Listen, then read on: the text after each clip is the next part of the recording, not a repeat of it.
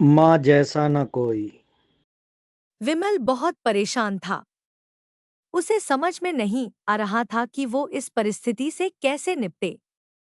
वो अपनी माँ को बहुत चाहता था, किंतु उसकी पत्नी और बच्चे उसकी माँ से बहुत दूर भागते थे, क्योंकि उसकी माँ की एक आँख नहीं थी। साथ ही उसकी कमर भी 90 अंश पर झुकी थी। वैसे वह अपना काम सब खुद कर लेती है, किंतु फिर भी वो उसकी पत्नी और बच्चों के लिए हमेशा खटकती है। दादी, आप ऊपर के कमरे में जाओ, मेरे दोस्त आ रहे हैं, विमल के बेटे अखिल ने बड़े बेरुखी से कहा।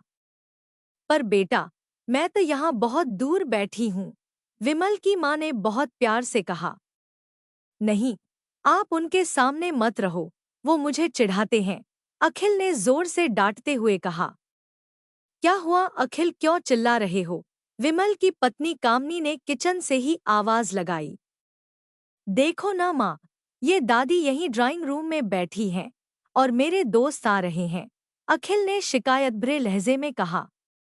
माँ जी, आप ऊपर चली जाओ, क्यों हम लोगों को लजवाती हो? कामनी ने बेटे का पक्ष लेते हुए कहा। बेचारी सरस्वती चुपचाप उठकर जीने के सहारे ऊपर जाने लगी।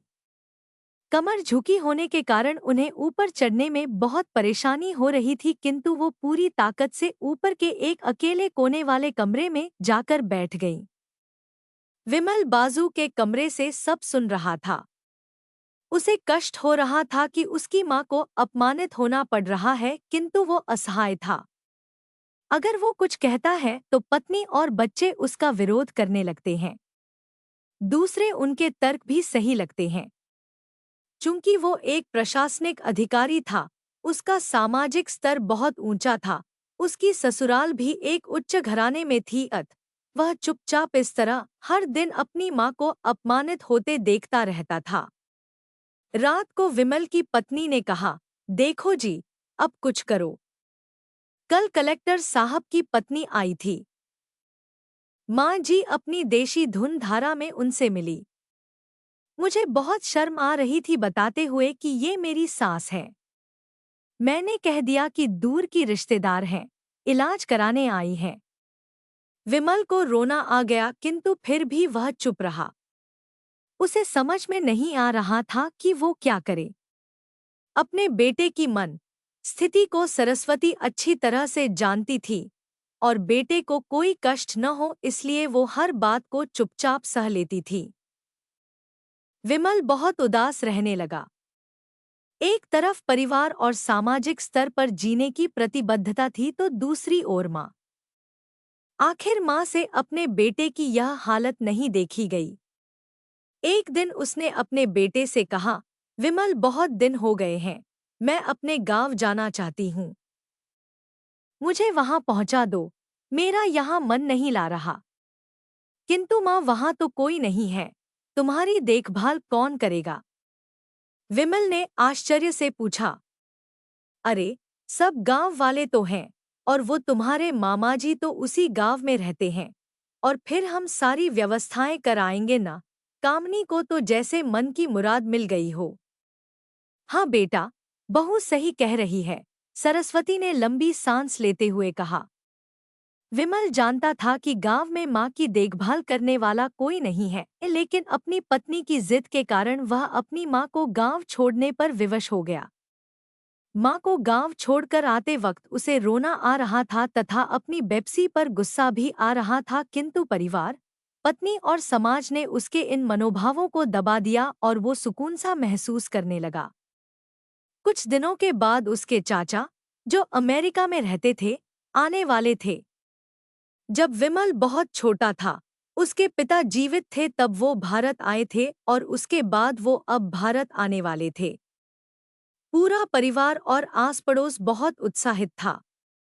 अमेरिका से विमल के डॉक्टर चाचा आ रहे थे। डॉक्टर रमेश ने जैसे ही घर में कदम रखा, सबने मिलकर बहुत उत्साह से उनका स्वागत किया। क्यों विमल भाभी नहीं दिख रही, कहाँ है? डॉक्टर रमेश ने उत्सुकतापूर्वक पूछा। जी, वो गांव में रहती हैं, यहाँ उनका मन नहीं लगा, कामनी ने सपाट लहजे में उत्तर दिया। डॉक्टर रमेश ने विमल की ओर देखा तो विमल ने अपनी आंखें झुका ली। डॉक्टर रमेश सब समझ गए।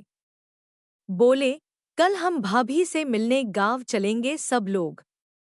दूसरे दिन सभी लोग गांव के घर में पहुंचे। देखा कि सरस्वती को बहुत तेज बुखार है और वो पलंग पर असहाय पड़ी है। डॉक्टर रमेश दौड़कर सरस्वती के पास गए। उनके पैर छूकर रोने लगे। सरस्वती की यह हालत उनकी कल्पना से परे थी। वाह बेटा विमल, तूने तो नाम उजागर कर दिया। अपनी माँ की ये हालत देखकर तुझे तो शर्म भी नहीं आ रही होगी। डॉक्टर रमेश ने विमल को लगभग डांटते हुए कहा। नहीं देवर जी, विमल का कोई दोष नहीं है, मैं खुद गांव आई थी। सरस्वती ने अपने बेटे का बचाव किया। मुझे सब पता चल गया भाभी, आप चुप रहो। क्यों बहू, तुम्हें अपनी सास की कुरूपता पसंद नहीं है? समाज में तुम्हें नीचा देखना पड़ता है ना? डॉक्टर रमेश ने कामनी की ओर व्यंग्य से देखा। कामनी निरुत्तर होकर विमल को देखने लगी। आज तुम जिस सामाजिक स्तर पर हो, वो इन्हीं के संघर्षों की देन है। और बेटा विमल, तुम्हें शायद मालूम न हो कि बचपन में जब तुम 1 साल के थे तब छत से नीचे गिरने के कारण तुम्हारी एक आंख फूट गई थी और तुम्हारी रीढ़ की हड्डी में भी समस्या थी। तब तुम्हारी इस कुरूप माँ ने अपनी एक आंख और अपना बोन मेरो तुम्हें देकर इतना सुंदर स्वरूप दिया था। कामनी बेटा, इतने सालों तक संघर्ष करके बेटे को प्रशासनिक अधिकारी बनाने वाली इस संघर्षशील औरत की तुम लोगों ने यह दशा कर दी। तुम्हें ईश्वर कभी माफ नहीं करेगा। डॉक्टर रमेश की आंखों से अश्रु जलधारा बह रही थी। अब भाभी, आप मेरे साथ अमेरिका जाएंगी। यहाँ इन स्वार्थी लोगों के बीच नहीं रहेंगी। डॉक्टर रमेश ने सरस्वती से कहा। विमल को तो काटो तो खून नहीं था। डॉक्टर रमेश जो उसके चाचा थे, उन्होंने जो राज बताया उसके बाद तो विमल को यही लग रहा था कि उससे ज्यादा पापी इंसान इस दुनिया में कोई और है ही नहीं। वह दौड़ता गया और माँ सरस्वती के कदमों से लिपट गया। माँ, मेरा अपराध अक्षम्य है। मैं जानबूझकर चुप्पी साधे रहा, आपका अपमान करवाता रहा। अब सिर्फ आप ही उस घर में मेरे साथ रहेंगी और कोई नहीं। विमल ने आग्नेय दृष्टि से अपनी पत्नी और बच्चों को देखा। कामनी को भी बहुत पश्चाताप हो रहा था, किंतु उसकी हिम्मत नहीं हो रही थी कि वो सरस्वती से आंख मिलाए। सरस्वती ने कामनी की मन स्थिति को समझकर उसको पुचकारते हुए अपने पास बुलाया और विमल को डांटते हुए कहा, खबरदार, जो मेरी बहू को मुझसे अलग करने की कोशिश की तो तुझे ही घर से बाहर निकाल दूंगी। कामनी और बच्चों ने सरस्वती के पैर पड़ते हुए अपने व्यवहार पर माफी मांगी और मां के हृदय ने सबको माफ कर दिया।